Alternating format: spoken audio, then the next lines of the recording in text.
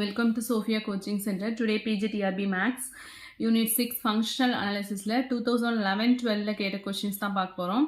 First question பாருங்க. If two vectors x and y in a Hilbert space H are orthogonal, then so என்ன condition பார்ப்போம்.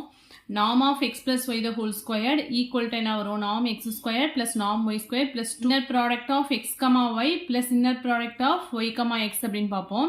But orthogonal condition அப்படிங்கிறதுனால இந்த x inner product of x comma y y comma x வந்து என்ன ஆகிடும்? 0 ஆகிடும்.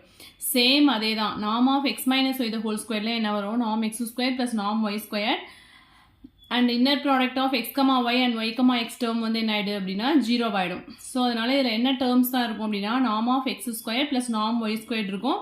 norm x minus y the whole squaredல என்ன இருக்குன்னா norm x squared plus norm y squared term இருக்கும். ஸோ என்ன அப்படின்னு சொன்னாக்கா ஈக்குவலாக இருக்கும். ஓகேவா? So option A is correct one. Next, let sequence EI be an orthonormal set in a Hilbert space H. Then for any x belongs to H, so summation modulus of inner product of x comma EI the whole square less than or equal to norm x the whole square. So very important theorem அப்படிங்கும்போது நடத்தும் போதே இதில் வந்து சொல்லியிருப்பேன். மெட்டீரியலில் இருக்குது, already check பண்ணிக்கோங்க. So statement தான் டேரெக்டாக கேட்டிருக்காங்க. So summation modulus of inner product of x comma EI the whole square less than or equal to norm x the whole square. equal மாதிரி தெரியும், பட் இங்கே வந்து less than கொடுத்துருக்காங்க, இங்கே வந்து less than or equal to இருக்குது. So less than வராது, less than or equal to தான் correct. Third question, let A1 A2 be self-adjoint operator in a Hilbert space H. Then A1 A2 is self-adjoint. If and only if எந்த condition வந்து hold ஆகும்னு கேட்குறாங்க. இப்போ A1 A2 வந்து self-adjoint எப்படி எழுதலாம்? A1 star equal to Aன்னு வந்துடும், அது மாதிரி A1 வந்துடும். A2 star equal to A2 அப்படின்னு வந்துடும். அதே மாதிரி A1 A2 வந்து செல்ஃப் அட்ஜாயிண்ட் அப்படின்னு கொடுத்துட்டாங்க. A1 A2 the whole star வந்து எப்படி எழுதலாம்? A1 A2ன்னு எழுதணும் அப்படின்னா A1 A2 ஈக்குவல் டு என்ன வந்துடும் அப்படின்னா A2 A1 அப்படின்னு வந்துடும். ஓகேவா? So option B is correct one.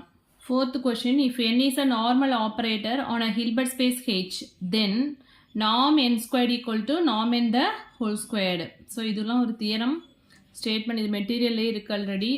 Fifth question, an element Z in a Banach algebra A is a topological divisor of 0 if there exists a sequence Zn in A such that. So இதுவும் வந்து தியரத்தோட statement தான். norm Zn equal to 1 and either Zn tends to 0 or Zn Z tends to 0. So option A is correct one.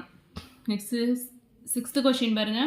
Let sigma of x denote the spectrum of x in a Banach algebra. Then sigma of x power n equal to sigma of x the whole power n அப்படின்னு படிச்சிருப்போம் இல்லையா? So option C is correct one. Next வந்து let n be a nonlinear space for every x comma y belongs to n. Now modulus of norm x minus norm y which is less than or equal to norm of x minus y. So option A is correct one. Next question, let n comma n dash be two nonlinear spaces. Let t be a linear transformation from n into n dash. Then t is continuous if and only if. For condition equivalent conditions பார்த்துருப்போம் இல்லையா, அதுலேருந்து கேட்டிருக்காங்க. So xn converges to 0னா t of xn converges to 0 தான் வரணும். இங்கே 1 கொடுத்துருக்காங்கன்னா இந்த option வந்து wrong. t is continuous at the origin, that is xn converges to 0 அப்படின்னா t of xn converges to 0. So option B is correct one. t is continuous at origin 0 தான் வரணும், இது wrong. t is an identity transformation கிடையாது, t is a linear transformation தான்.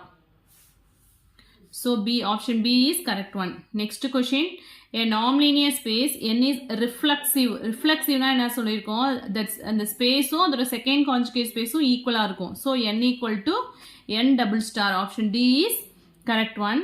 Next question, let B, B dash be Banach spaces and T be a linear transformation from B to B dash. Then T is continuous if and only if. So இங்கே then T is continuous அப்படின்னு வந்ததுனாலே அது வந்து என்ன அப்படின்னு சொன்னாக்க closed graph தியரத்தோட statement. if T is continuous அப்படின்னு வந்துச்சுன்னா அது வந்து என்ன அப்படின்னா ஓப்பன் மேப்பிங் தியரத்தில் அது மாதிரி எடுப்போம். then T is continuous if and only if அப்படின்னா அந்த கிராஃப் வந்து என்ன வருது அப்படின்னா க்ளோஸ்டு. ஸோ க்ளோஸ்டு கிராஃப் தியரத்தோட statement. Next question, let H be a Hilbert space and x comma y belongs to H by the parallelogram law. So parallelogram law என்ன பார்த்தோம்? norm of x plus y whole square plus norm of x minus y whole square equal to 2 times of norm x square plus norm y square. So option C is correct one. So இதுவும் repeated question.